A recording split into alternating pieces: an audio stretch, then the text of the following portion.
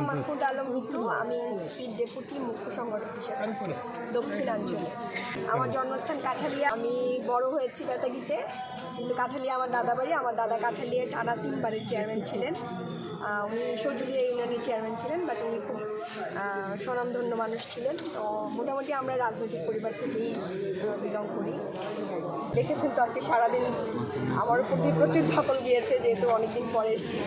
তবে আপনি একটা কথা ঠিক বলেছেন যে আমরা একটু পরে শুরু করলাম, কিন্তু আমার পরিকল্পনা হচ্ছে 36 ডেজে আমরা একটা স্বৈরাচারের পতন ঘটিয়েছি।